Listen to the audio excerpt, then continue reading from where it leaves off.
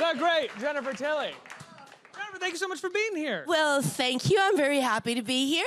I'm so excited to have you here. I love your movies. I love your work. Look, my dress sort of matches the set. That was just serendipity. Yeah, that's true. I actually can't see you right now. You're kind of blending in. Camouflage. I'm green screen, yes. Jennifer, how is it going? What's going on? Everything is fantastic. We're here in New York today. Our movie Cult of Chucky just came out. Which is so much fun. So much to remember because I always have to say, comes out October 3rd, Blu-ray, video on demand, because I always want to say DVD, and I always want to say to a theater near you, because, you know, I'm old. We didn't have all these things when I first became a movie star, and now I have to remember it all. But I don't have to remember October 3rd anymore, because I just say, hey, it comes out today. It's here. It's out. Go get it. Go watch it. Everybody knows that. They know the Blu-ray, and they know the CD or the DVD, or they know where to get it. Everyone knows where to get it. In fact, some people even know where to get it pirated, but, you know, we are not going to mention that. Don't tell them how to get it pirated. It's also on Netflix. Oh, it's on Netflix as well. Netflix, yes. But if you get the Blu-ray, you get all kinds of like little goodies, like deleted scenes. You know, everybody likes to see. You know, I don't know if there's bloopers, but you know, behind the scenes stuff, you get all that extra stuff. So do you have bloopers? Do you have bloopers when you make movies? Do you laugh? I never have bloopers because you know what? I'm the consummate professional. I never bobble my lines. If someone hits their head when they come through the door, I just pretend like it's not happening. I did do a movie called Liar Liar with Jim Carrey. Yeah. And there is a blooper reel. I only laugh after all the other actors have started to laugh and I ascertain we can no longer use the scene. That's when I laugh because I am a professional.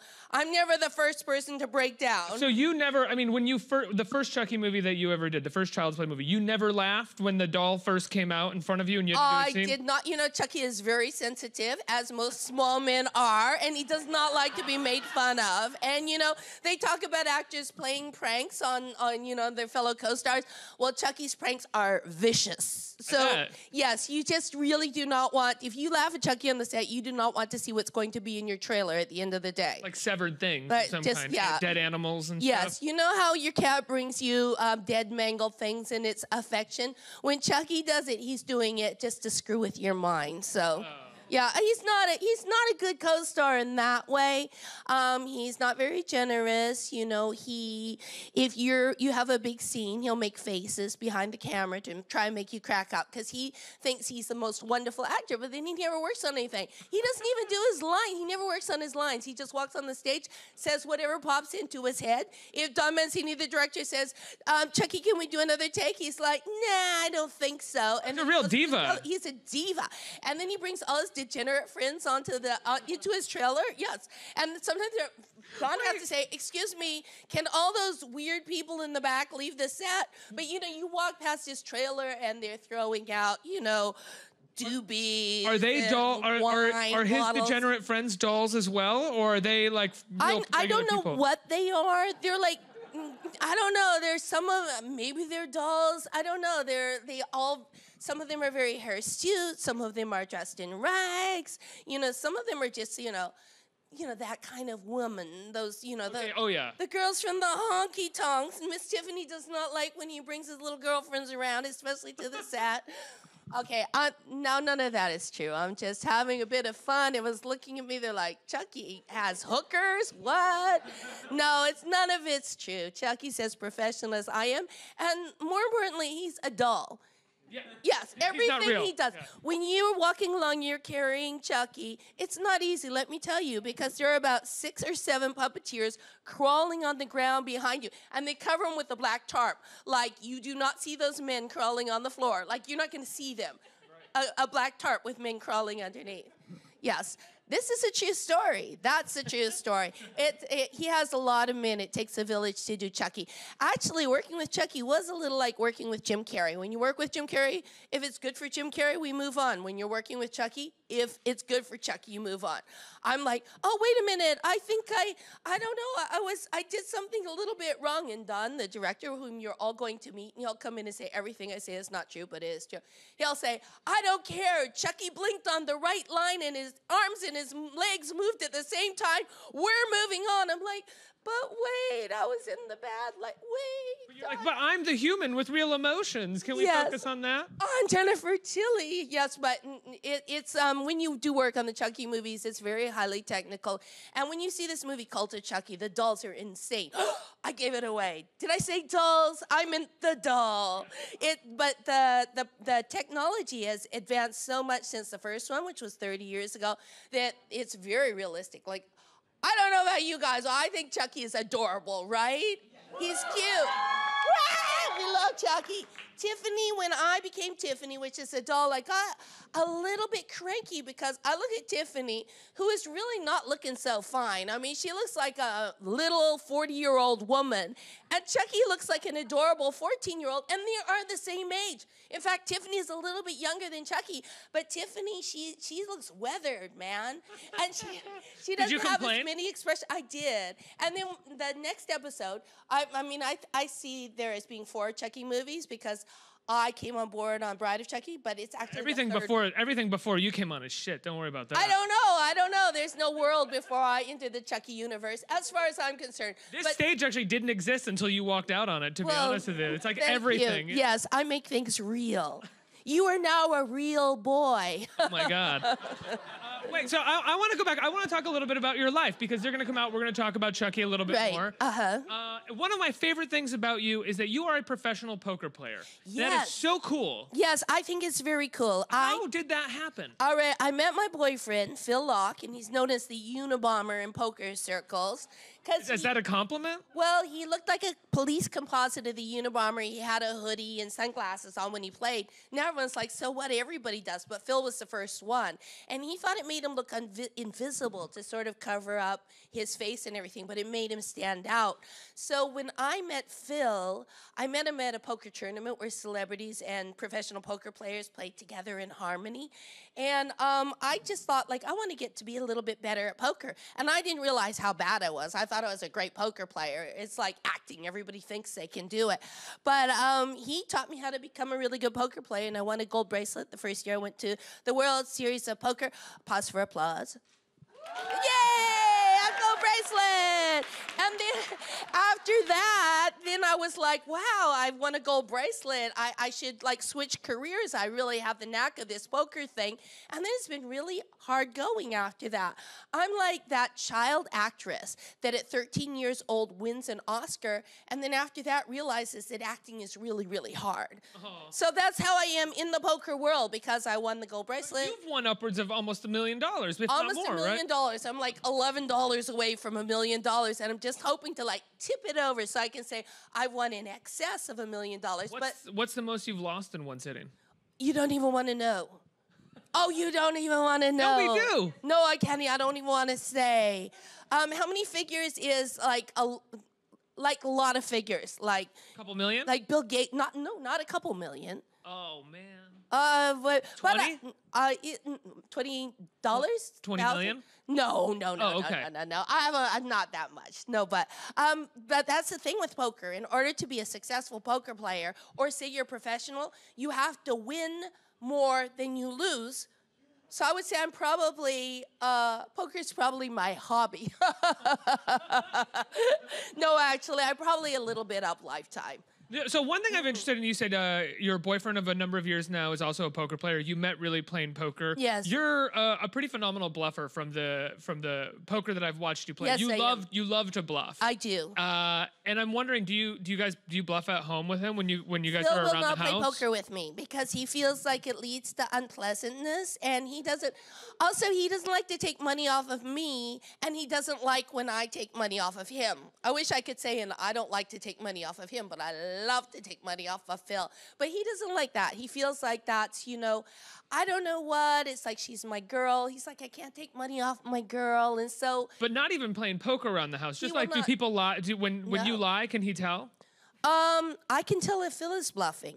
And sometimes in a poker tournament, we end up at the same table, and I can tell when he's bluffing just because I know him so well, because a woman knows what her man is up to. And it's not even a thing. It's not like he's twitching or he's got a pulse in his cheek or he's scratching his nose. It's like a smell that rolls off of somebody when they're bluffing. It's the smell of fear.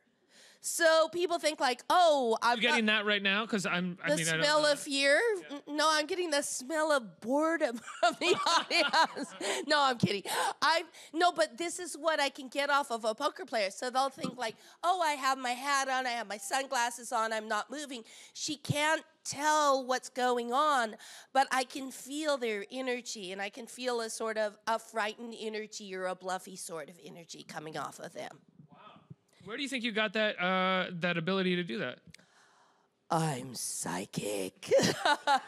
You're either born with it or you're not. Don't feel bad, Ricky, that if you don't have that skill, it's a gift. It's a God-given gift. My skill when I play poker is to just keep going. Just keep betting. Yes. Oh, I'm out. That is not a skill. That is maybe a fault. I don't know. It's just that's a leak, as we say in the poker world. But you know, aggression is a very good tactic in poker. Especially if you don't know what you're doing. You see a lot of poker players go all in. It's hard to argue with all in. There's no strategy after that. You've made a number of incredible films over the course of your career, not just the Child's Play series. I see there's a Chucky, someone dressed like Chucky, and he's in the back, and he's waving desperately. He's like, when does Don Mancini and Fiona Dourif come out? They're coming. Hello, little fellow dressed like Chucky, did you have a question? Oh, he's like, can someone bring me my drugs? Okay. All right. Don't mind him. Ricky, turn around. The show is here. It's not over there. What were you going to ask me? Is he dressed like Chucky, or is he going to a rave in the 90s? Like, I can't tell exact both. Oh, okay. When you look back over the course of your career, outside of the Child's Play movies, what is your favorite film that you did? Well, I would have to say Bullets Over Broadway. You were nominated for an Oscar. I was nominated for an Oscar, and I worked with Woody Allen, and I love the 20s, and I had such fun with Chaz Palminteri and all those actors. And then I would also say, if I could have two choices, I loved Bound. So movies that start with a B are, you know, the movies that I'm really happy with. Bride of Chucky also started with the B. So you look down my oeuvre, to throw a big word at you, and just any movie that starts with a B, that's probably one of the movies that I'm very fond of.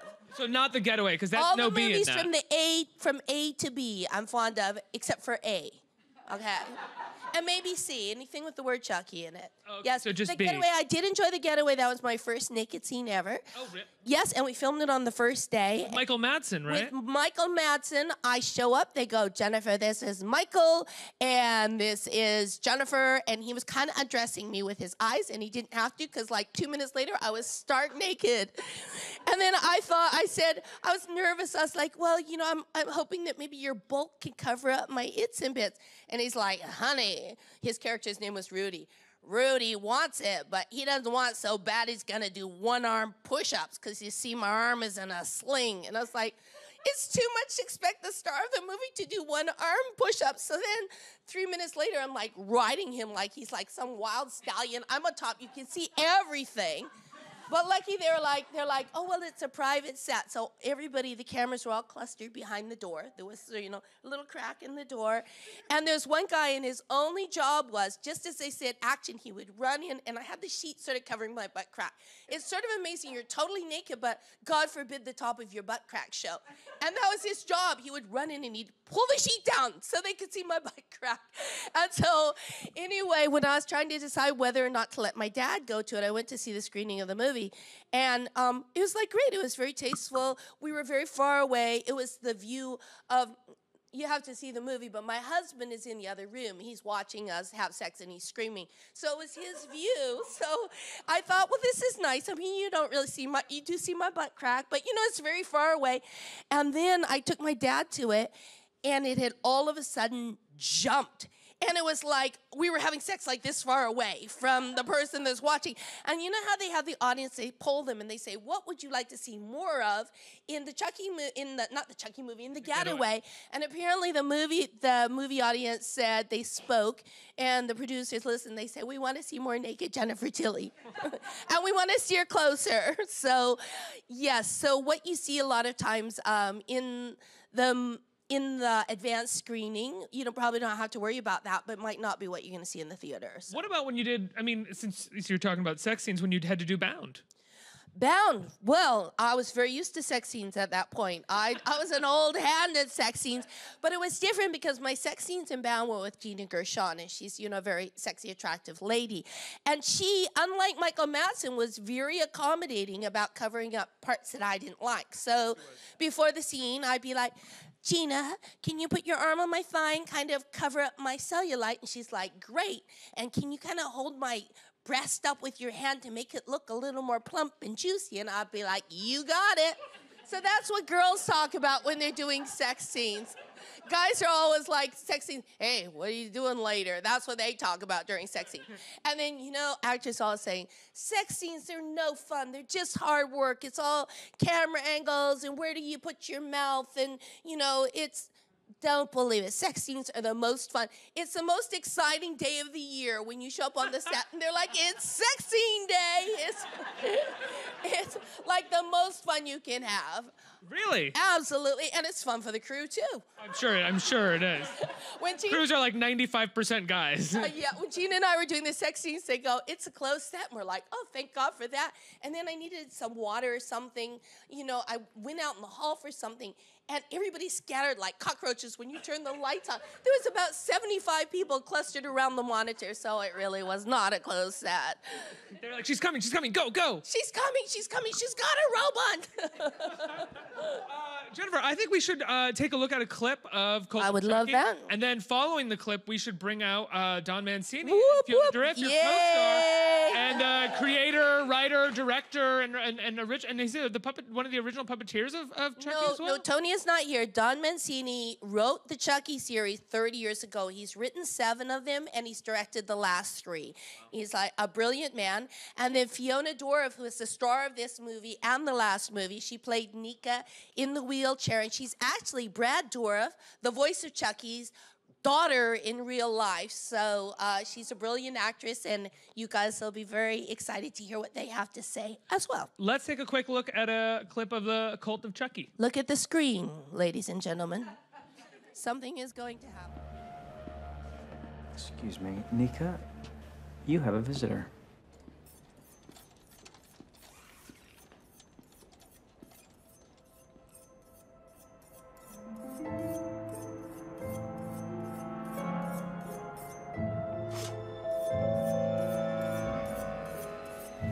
Nika, this is Miss Valentine, your niece's legal guardian.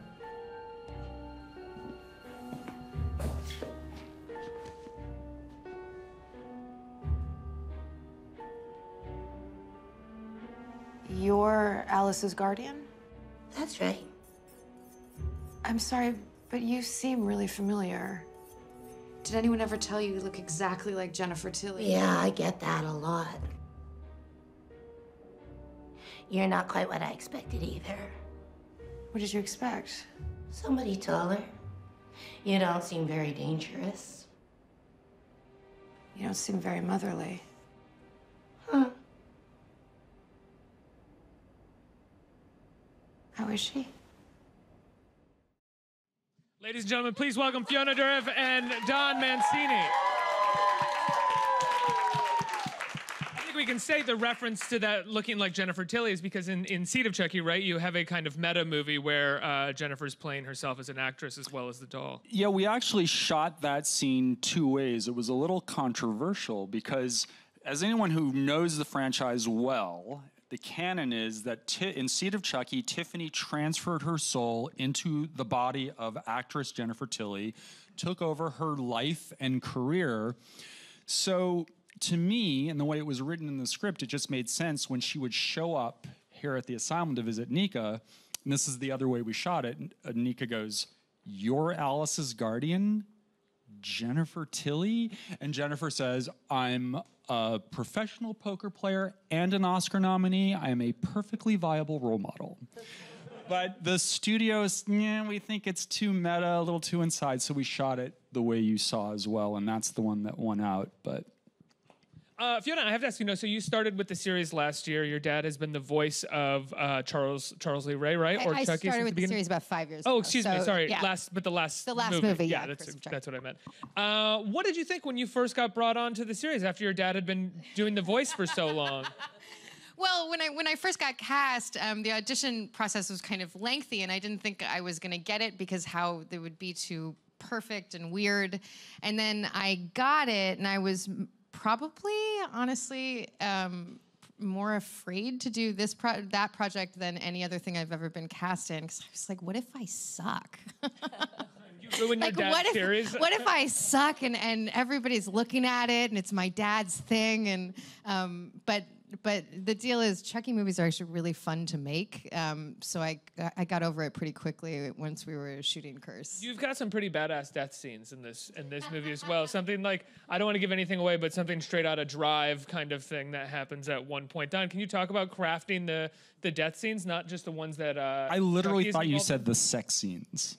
No, and I was like, I don't like shooting sex scenes. I think they're hard. See, crafting the sex scenes. All the sex scenes with Chucky. Get into that, please. She does have a sex scene in Chucky, not to give anything away. Yeah, look, she does. Lean forward. You say sex, and they're like, actually, he's like, now you're talking. You started this with like the sex incest. It's really awkward.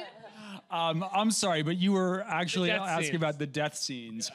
You know, I mean, it's like a strange occupational hazard doing these films, because like part of your job is to come up with diabolical, protracted ways of killing people. And so I literally just have a file full of such things that I can draw on over the years. But it's really, you know, when I'm writing the script, I'm really just kind of following the characters and seeing where they lead.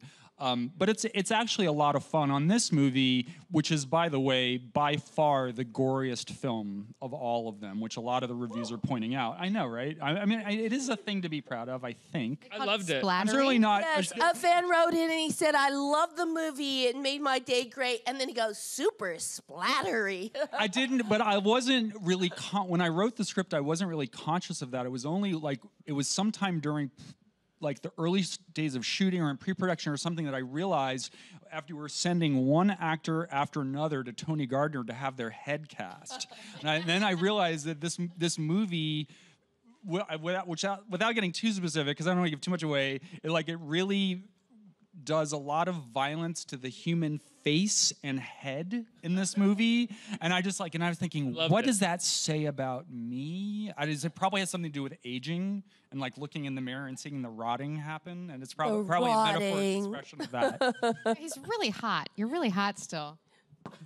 She gets paid to say that. Don, I'm curious. I feel like Chucky is really the only sort of boogeyman monster from the 80s that followed through on its tone. If you think about where it came from with Jason and Freddy Krueger and even Pinhead, if you want to throw him in there as well. I do. I love Pinhead. Oh, yeah, There of was course. an homage to Pinhead in Bride of Chucky. Oh, yeah? Yeah, John Ritter gets a face full of nails.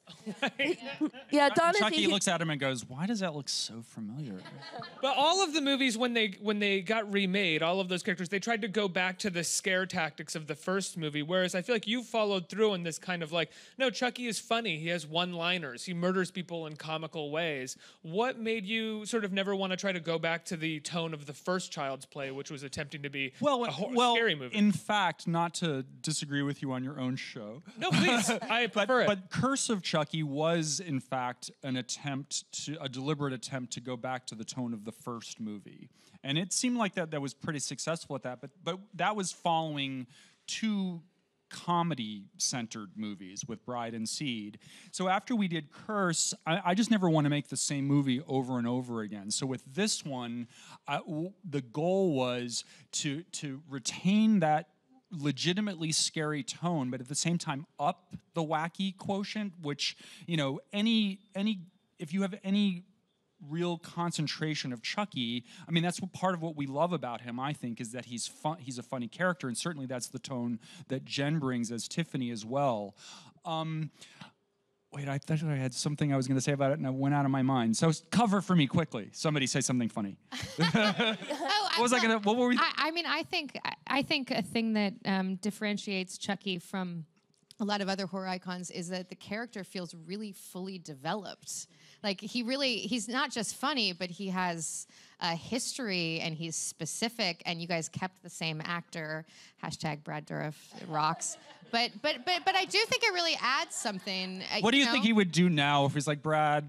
I'm sorry. We're keeping Fiona, but I remember what I was going to say, which is that like the comedy aspect, the fun aspect. I won't say comedy because I don't consider this movie a comedy per se. I mean, I think it's a horror movie, but it's funny because of Chucky. But I think in the era of Annabelle, it's really important that we embrace Chucky's identity. I mean, let's face it, Chucky's not the only horror. He's not the only franchise. Killer doll kid on the block anymore. Annabelle is, extremely successful franchise on its own now, but it's very po-faced. Yeah. So if you want a killer doll that doesn't say anything and it isn't funny, you don't know po-faced? I just went with it too. You don't know that phrase? Does anyone here know po-faced? Does anybody know what it is? It means serious. Oh, it's okay. Serious. Nobody knew, right? I can act it. This is po-faced. I'm glad I wasn't the only one. I'm like, I thought I was really smart, but I'm not quite sure. I kind of deduced that because that is just the main difference between the two dolls already. Now I'm gonna really make your head explode. Po-faced like is everybody in our movie. It's an example of onomatopoeia. Do you know what onomatopoeia is? Yes. Yes, we do. We do know what that is. Smarty pants. Great. No. Okay. So the killer doll. Chucky's funny, yay! Fiona, when you first signed on to this, what did your dad think, having been doing the movies for so long? Oh, my dad thought it was so cool. Does it feel like kind of a family affair to a degree? Did you know Don beforehand? And Don and I had met maybe once, and I didn't remember it. I had met her a couple of times over the years. Yeah, but she was just a child. Don was so excited when he thought of the idea of you, and he showed me a video. He goes, "I really hope she'll do it," because you had something else going on, or you weren't. Well, she read, what it was is that she first read for the part of the bitchy sister in Curse. Which is Danielle what I Dasutti generally played. get. I get cast as like and she was one. good, but when I saw the audition, I was like, oh, actually, I think she'd be great as the lead. And so I immediately did the thing that I was not supposed to do. I called Brad, and I think she'd be great as Nika, actually. And then my dad called me and he goes, Fiona, I just got a call from the director, Don Mancini, and he wants you to read for the lead. And I was like, cool, great, Dad. But that's just like not how it works, right? In Hollywood, you read and you get calls back and you test for things millions of times, and you get one in 75 parts. You came back 3 times? I didn't think I was going to get it until the studio test. I realized I was the only person there, and I was like, and then you told me I was going to get it, and I still didn't believe you. I was like, yeah. Like, let me see Universal's signature. I wanted you to be calm, and I said, like, just so you know, we just have to do this. Yeah. As far as I'm concerned, you got it. I never, you honestly don't think anything ever is going to happen in Hollywood until the money is in escrow. That is very true. And even after you filmed it, you can still get cut out of the movie, as Woody Allen did in a lot of his films. And yes, I was cut out of The Master. Paul Thomas Anderson's The Master. Oh, were you really? I saw on your IMDb credits that you were in it, and I've seen the movie so many times. It's like I don't. No, she has a scene left where she's dancing naked. So many people were cut out of that movie, but that happens. You just put your and most of the time I think it's not personal. Also, whatever. You got to be on a Paul Thomas Anderson set for a little while, and he is so wonderful. Almost as wonderful as Don Mancini. I was about to say. Yeah. There's another director here. Come on. Let's get some questions from the audience. Let's see what they said right here. Hi, guys. Hi. He has his own microphone. How did that happen? Just happened. What a coincidence. So my question is about voice acting. Now, Jennifer, you're an actor, voice actress. You're really a dual kind of person. And recently the celebrities have, they've been taking the bigger roles. The celebrity names get they get the role instead of the quality of the voice Yes, I did. actor. I've done, like, the first voiceover I did was Bride of Chucky, but I played a dual role because I was a woman, a sexy, hot, white trash woman, and then I was a little squeaky doll. It was my first time doing voiceover, but Don and Company made it very easy for me because they had me come into a room, and they had Brad Dourif in another booth watching me, and we did it together. So it was like doing a radio play, and we got to make a lot of eye contact, and we could ad-lib, and there was a scene at the end where I died, and I looked over, and he had tears streaming down his face. So it made it really easy to act. He says also the story at dinner time is that acting with Jennifer Tilly, and then she would just say the funniest things. Oh, sometimes I do say funny things, yes. But normal voiceover acting, you're not with the other actor. And then it is true, like early on I think Monsters, Inc. and some other Home on the Range. I did a bunch. But now it seems like they try to get like the biggest celebrity they possibly can. And I think that has a lot to do with the promotion. Like there's a lot of really good unknown voiceover actors, but then it's really good if you can get Reese Witherspoon or Tom Cruise or something because then they can go to Cannes and cause a big splash. So, I'm not bitter. I'm happy with my little corner of the world, but that is an interesting thing that seems to have evolved with the voiceover acting. I see the little feller dressed like Chucky has a microphone. They're multiplying like Chucky dolls. You're not armed in any way, are you? No. Okay. No, I'm not. You're a super buff Chucky, I have to say. Chucky's been working out. Oh my gosh. Hi. Chucky, Child's Play is the first horror movie I ever saw at, I think, 6. My mom saw it on TV and just saw, living toys, so she thought it was for kids. Aww. And it changed my life, so... I wish I had a dime for every time I heard that story. Really? I love it. A whole generation of kids she'll ruined. love that. She thought it was for kids, and when she realized it wasn't, she did not leave the theater with her 6-year-old. She wanted to see what was going to happen. And here I am. 15 years later, Yes. and he's dressed as Chucky. There I am. That's the worst that happens. I promise that's as bad as it gets. My question is, so I've been keeping up these movies, obviously. I really like them. We all do. I wanted to ask about a potential sequel. You talked about Annabelle. Maybe Annabelle will fight Chucky. Maybe there'll be a musical Chucky. And then also, how might a small town New York actor kid, I don't know who, nobody specific. Oh, he's got his resume. No. Maybe get a role, That's, all right, let's take a look. Give that resume to Don. There you go. Nice headshot. That's Thank you. Good. Oh, thank you. Theater. Thank you. Zombie Prom. Yes. That Zombie sounds Prom. promising. Yes. Hedwig and the Angry Inch gives true cred. Thank you. Hairspray's not on there, but that's the last thing I did. But I'm really more concerned about the love sequel. Hairspray. Really? Yeah. Have you ever thought about a crossover movie with Chucky? Has there ever been any talk of a Freddy versus Jason, Chucky versus someone else? As a matter of fact, there has been. Talk by me, yes. It's something I would like. I as a fan, that is as a movie I would pay to see because I think that they would make a great double act because whereas with Freddy vs. Jason, which was a fun movie directed by Jens and my former colleague Ronnie Yu, who did Bride of Chucky, he directed Freddy vs. Jason. But the thing is, Jason doesn't talk. So there's no real possibility of getting a lot of a relationship there, whereas I think Chucky and Freddy together would be kind of irresistible. But here's my pitch for Freddy vs. Jason is that it's like a horror version of Dirty Rotten Scoundrels. I don't know if you know that movie. What it's called Child's Play on Elm Street. And Chucky ends up, bought by a kid who lives on Elm Street, and then Chucky falls asleep. Here's the answer to your question. Does Chucky sleep? Does he dream? Yes, he does.